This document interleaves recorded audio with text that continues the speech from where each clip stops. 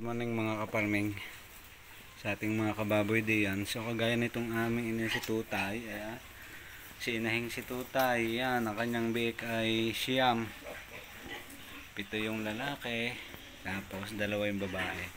Ang problema mga kababoy, ayan, may sugat yung isa niyang dede. So bago pa lang ito umanak, nakita ko na agad yung sugat at nilalaman. Pero pagaling na yan, in-sprayan na natin yan ng Combinex.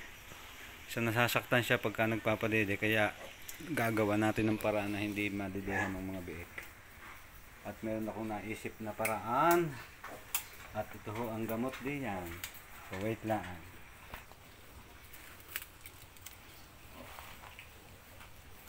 Tatapalan natin yan para hindi nila madidehan ng mga biik. So pag walang madidehan ang mga biik, iiwasan naman ho nila yan. Kaya kailangan natin ng tapalan ng tape, plastic tape, para hindi nila mangat-ngat. Yan. So kahit pa cross lang.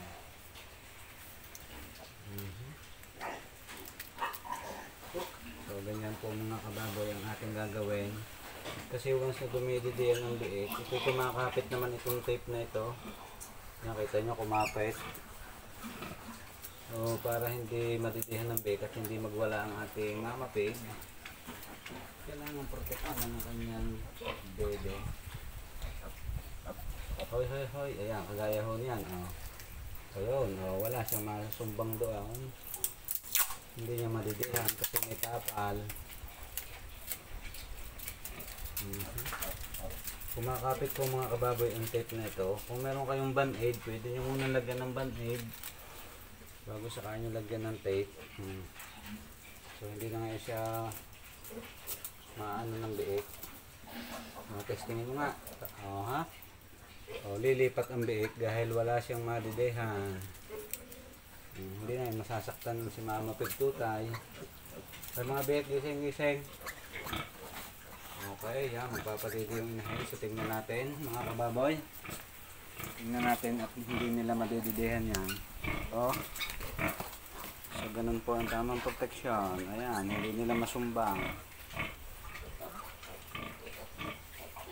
Hindi nila madidihan. So pagmasda natin. Lapit-lapit.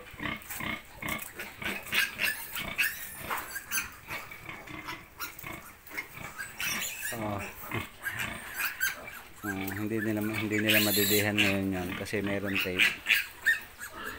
Hindi kasi lalim. Pasok. Pasok mga biik. Dito kayo dito. So napakalulusog ng mga biik niya. Healthy. 7 ang lalaki, 2 ang babae. So kita nyo mga kababoy, hindi nila madidihan yung may sugat. So hindi magwawala si mama pig. Ayan.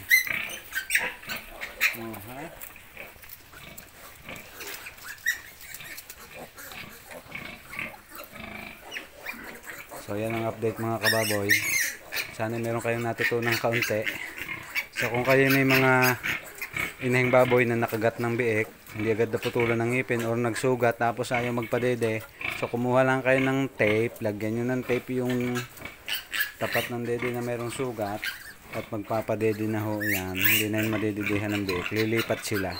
Kagaya nitong isang ito, yun, hindi siya makalipat doon sa may tape kasi wala naman siyang madididihan doon. Ayan mga kababoy.